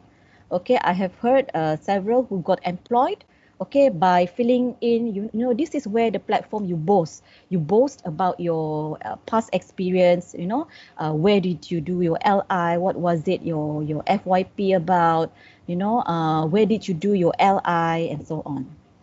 All right, now, so I'm going to show you this data, okay, from the SKPG. Okay, so this is the result, the trend for the graduate employability or kebolehpasaran of Biomed from 2017 to 2019. Okay, we have not got the full complete data yet for 2020. It's not official yet, so I will not be touching on that, but I would like to show, okay, the trend. So again, graduate employability, meaning those who have worked, those who have further study, or they have done any skill workshop or training, or they are just waiting for their placement. So in 2017, the GE was 72.7%. Okay, and then in 2018, it was 56.5%. But I think at that time, I don't think, and I don't believe that many Biomed alumni were jobless. Okay, as far as I know, when we contact the alumni, when we just catch up, okay, chit-chatting, okay, most of them have work, okay, or either they further study. Okay, so this is, I want to you all to be aware the impact. If you ignore filling in this SKPG, this is what your junior in the future going to see. Oh, okay, like they would think that the market for biomed is low out there, when it's apparently not. Okay, it's actually not. So we have done intensive chasing after the graduates. Okay, so in 2019 we got a full data, almost complete data, whereby 98.3% okay of the students, okay, the percent of employability. So this is very high, and we hope that we would get a similar or even higher, maybe 100% for this batch, if only everyone give their full cooperation. So just to let you know the percentage, okay, for degree, okay, for this 2019, because I have the most recent data is from 2019, so I can tell for the degree, okay, mostly working. So this is the data, and for the masters, okay, they have 80% of them were working, and for the PhD, okay, they are doing working, or they are doing some other advanced training or course. So I was told by the Secretariat that they are eager to know about salary. So this is the salary, okay, based on the SKPG, okay, from 2019 for a degree. Okay, so I would like to say, so 20%, okay, was from 1,005 to 2,000, and then 20%, 0.4 was between 2,000 to 2,500, and the majority, 26.5%, okay, was paid between 2,500 to 3,000 ringgit. Okay, so actually between, I would say between 2,000, starting from 2,004 ringgit up to 3,000, that is what normally you would get paid.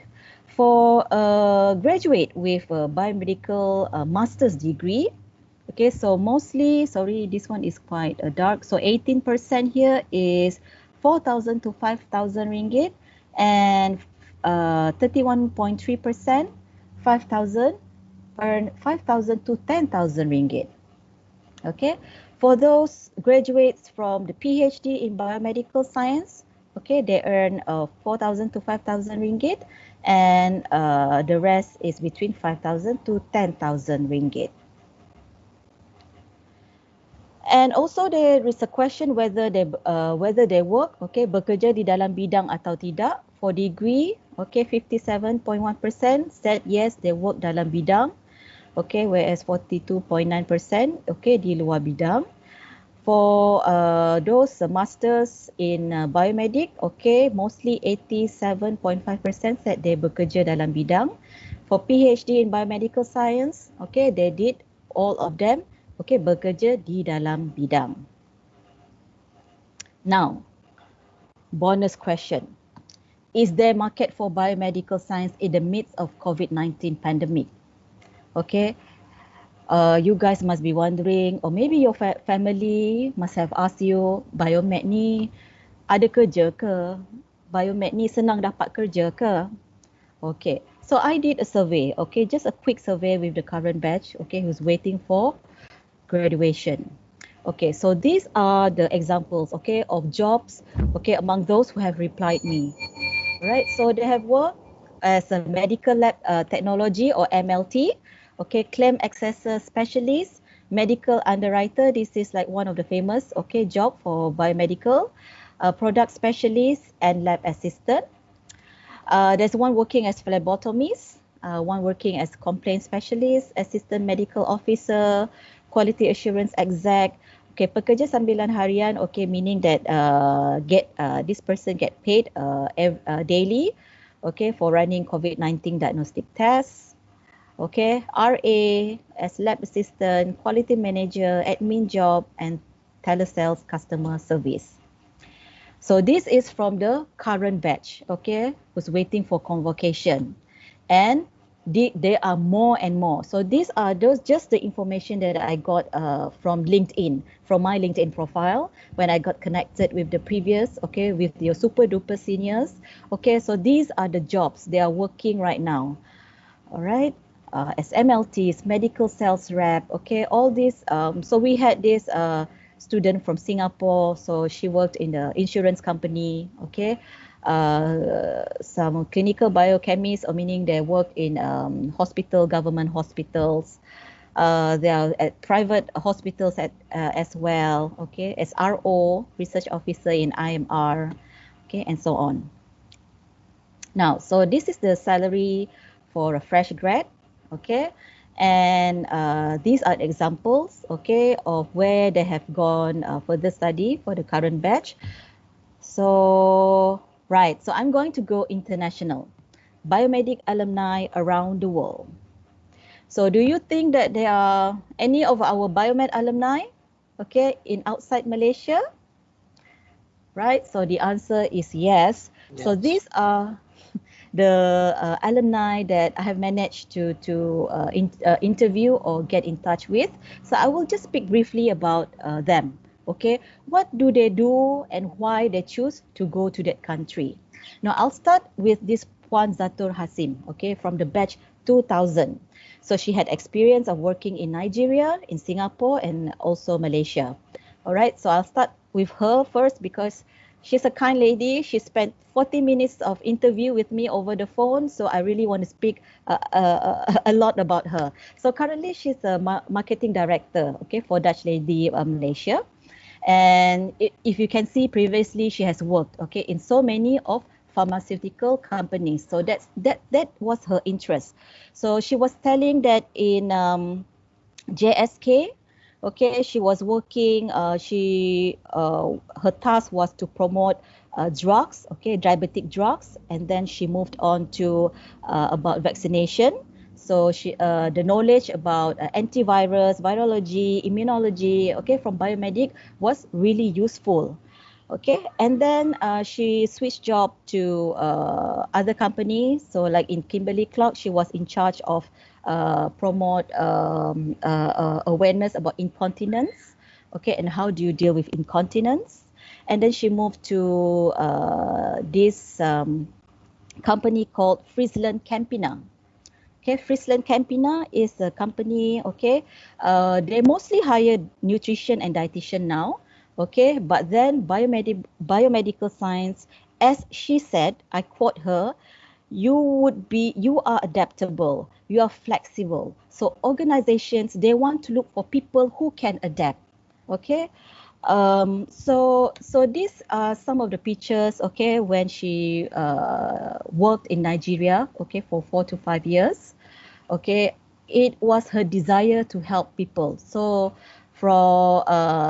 in Nigeria, okay, she worked under the Friesland company. So it was from the Singapore. She moved from Malaysia and then to Singapore, Friesland Campina, and then she got promoted, okay, to Nigeria.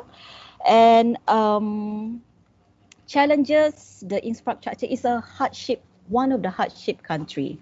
Okay, you don't get infrastructure and environment that is friendly to foreigners. And then and it's also difficult to get good people to work with. But it was her desire to help the poor people. And salary-wise, she didn't mention exactly how much, but she said it was nicely compensated for hardship. The salary, she was handsomely paid. All right. So she was saying that Biomed gives you a robust knowledge. So you're adaptable, you'll be in demand of the company. Okay, skill knowledge from Biomed is all the among the few is like the knowledge of anatomy, physiology, immunology, nutrition. Okay, so there is a vast of knowledge. All right. And then next, Encik Muhammad Farid, from year 2009, he is currently the head of cath lab in Pantai Hospital Cheras. So he handles invasive and non-invasive cardiovascular laboratory procedures and electrophysiology procedure. He did his training in USA as sonographer for 1 year, and he did his training as a cardiovascular technologist in IJN. And then he worked at Saudi for 5 years. So why Saudi? Is because there's opportunity to learn high-end technologies, okay, in cardiovascular treatment. Challenges, of course, the language barrier, because the patients, they speak in Arabic and he speak poor Arabic, but he tried his best, okay, to learn and overcome that.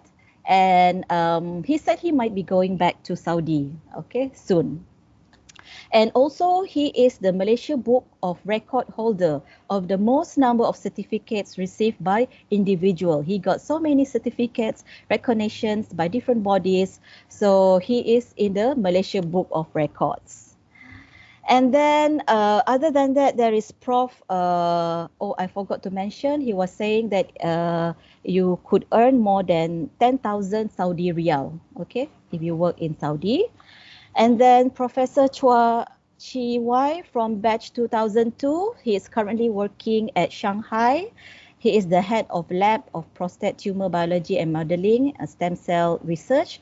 He did his PhD in Hong Kong and a postdoctorate. So postdoctorate is like a science officer, okay, with a PhD degree. So he worked for a while in New York, then he went back to China. So why China? Because there's a lot of grant and research opportunities. So in short, there's a lot of money there, okay, to fund your research. And then we have Mr. Ashraf Akmal from batch 2012, who is currently in Adelaide. He's working as an MLT at Australian Clinical Labs. So it's a private lab. It's like it's like 𝗏𝗏𝗏𝗏𝗏 or Puff Lab here. So he's been working there for 2 years now. So he handles specimen reception and also in hematology department. Previously, before Adelaide, he was in Subang Jaya Medical Centres for 6 years, okay, in hematology department.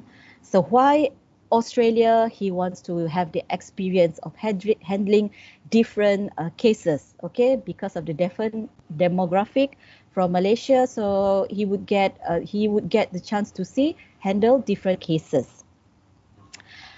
He was saying that you could start with 3,000 Aussie dollar up to 4,000 Aussie dollar monthly. And then there's Associate Professor Dr. 𝗍𝗂𝗏𝗏𝗏 and his wife, Dr. Lee Jinbong. So they are husband and wife here. So this is the wife and this is the husband. So they are at Department of Entomology in Taiwan. So Dr. 𝗍𝗂𝗏𝗏𝗏, he is specialized in entomology, in industrial and household insect pests. He further his study, okay, after UKM, he went to USM and then Kyoto, Japan. So why Taiwan? It's academic freedom and a lot of opportunity for funding. And then we have Dr. Ronald from batch 2012. He's in Canada right now. So he's doing research in cell and molecular biology. So why Canada? Why so far away? Because of the research advantages, okay, research reagents are readily available, and because he's a nature lover, so he likes to go to Canada. Okay, there are many beautiful parks and lakes, so he said. And then we have Mr. Jason Low from batch 2012, who's currently a PTD. So PTD or Administrative and Diplomatic Officer. He was attached. So when you're doing applying for PTD, you never know you will be attached to which ministry. Okay, so he got under Ministry of Foreign Affairs, so under Wisma Putra. So to get into the Wisma Putra, there is additional tests, okay, and training. So he has a diploma in diplomacy, Asian Political Security Division. Okay, sounds very serious and very heavy. So from this picture, he was doing a simulation, okay, to answer provocative questions, but yet to remain poised, okay, and be able to provide good answers. So he's supposed to go to Rome, okay, last week, but there's a bit of delay, but he's going there real soon, okay. It's because of the top management duty. It is what he's doing right now is not related to Biomed, but Biomed he said, has molded, okay, the critical thinking skill. We have Madam Tan Yan Lu, okay, from batch 2013, and 𝗏𝗂𝗱𝗃 2019. They are both in Singapore. So Tan Yan Lu is working as an applied genomic specialist, or in common term, technical cell specialist at Illumina. She did her PhD in in genetics and molecular biology. So and 𝗏𝗂𝗱𝗃 is a research officer in National Cancer Center Singapore. Okay, so there he gets the experience to do plasmid design, okay, to experience gene database for multiple application, and the skills that he learned from mice handling in UKM is a extra bonus, okay, when you are in Singapore. He is due for interview to do his PhD in Singapore very soon. Now, I hope you all are very highly motivated. Okay, that's the end of my slide. I'm so sorry for taking time, too much time, because there's so much to tell about your alumni, about your fellow super duper seniors, okay, where they are now. That's why I'm really excited to tell as much as I can, so that you can see there's a vast of opportunities for you out there. Okay, jangan ingat Biomed tak ada kerja. Biomed ada banyak sangat kerja. Tak tahu mana satu nak pilih. Okay, insyaAllah. Okay, thank you very much for listening.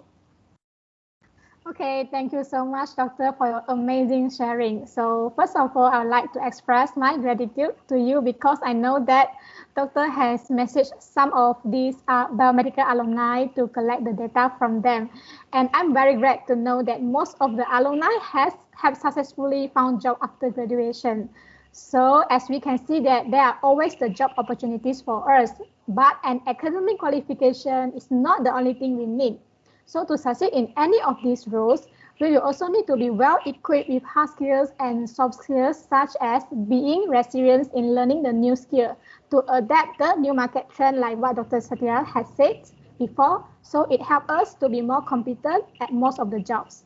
Okay, now let's begin our Q&A session. So feel free to drop your questions in the chat box, or you can open your mic directly to ask questions to speaker. So I see a question here from Zame. Okay, personally to me, between working local and overseas, which one do I think better? There's no definite answer for that. Okay, so usually those who are working overseas, most likely it's because of their experience studying overseas. Okay, and then from there, they want to maybe stay back there, or they want to move on to other countries. Okay, but some like Mr. Ashraf, he had experience, okay, of working at SJMC. Okay, and he want to try in with that experience. Okay, he said, so he was saying that do not worry about English. Okay, during the interview, okay, it was difficult because he was saying that his English is not good, but as long as they can understand, okay, and they know that you have the knowledge, okay, then that's fine. And it really depends on yourself and your interests. Yeah. If you, I know maybe since we are we have over of the time, please feel free to ask questions in the Google form. Okay, I'll be glad to answer the questions. Okay, what to do after this, you know, whether to further study or to work, it really depends on your interest. You can try to work first and then further study, or you're very eager, you know, to further study. You don't want to waste any time, you know, the passion of you just finish your FYP, you're addicted to lab work, you don't want to leave the lab, you want to do further study right away. By all means, do so. But all again, you need to ask yourself, tanya diri sendiri, what is it that you like? Okay, that's all from me. Sorry for taking too much time.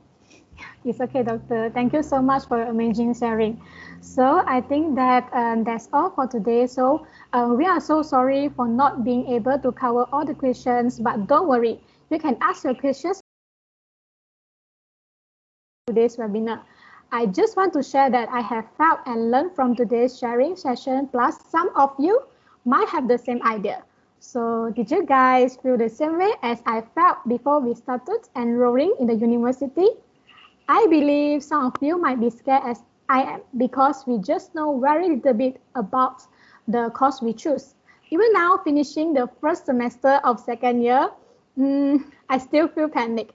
Not because I don't know what I'm studying, but it's because of the uncertainty what I'm going to do or choose after graduation, and either continue to further my study or get myself to working at society. But through today's webinar sharing, I think we should plan our own career roadmap and begin to strengthen our skills to be able to stand out from the increasingly crowded talent pool. So now will be a good start since we are in the midst of holiday, is it? So once again, I feel elected to have Dr. Zariyantey, Dr. Satirah, and Ms. Raveena as our guest speakers today.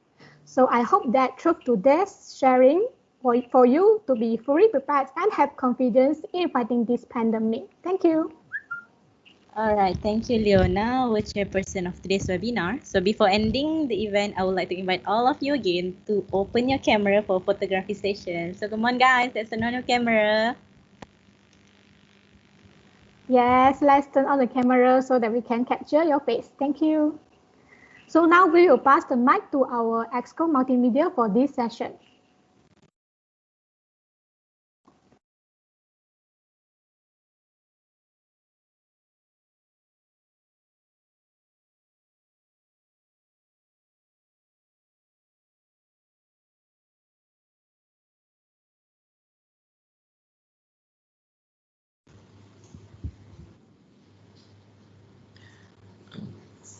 Hi semua.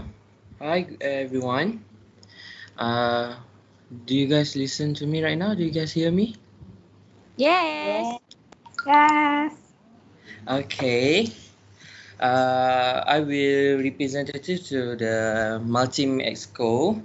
So hope everyone can open your camera right now. Everyone, please open your camera. Thank you.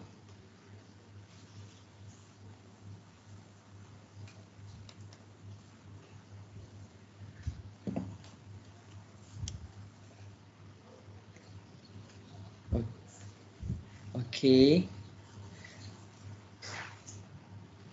Let's go, everyone. This is just like less than 50 people only.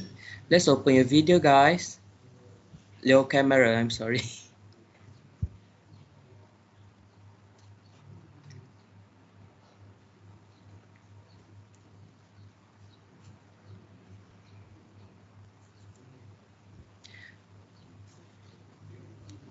Okay. Prepare everyone. This is formal first, so just smile. 3. Are you guys ready? Okay. Let's take a picture. Okay. 3, 2, 1. Smile. Again. 3, 2, 1. Smile. Okay. Wait, please. Okay, 3, 2, 1. Smile, everyone. Okay, now the freestyle. Okay, everyone. You guys do peace or thumbs up or everything. Okay. Okay. 3, 2, 1. Again. 3, 2, 1. Okay. Okay, one more time. Okay, this is the last. Okay. Okay, 3, 2, 1. Smile, everyone. Okay, thank you so much, everyone. Hopefully you have a great day today. Thank you. All right. Thank you, everyone, for the cooperation, and to multimedia team for the photos. Yes, thank you so much. And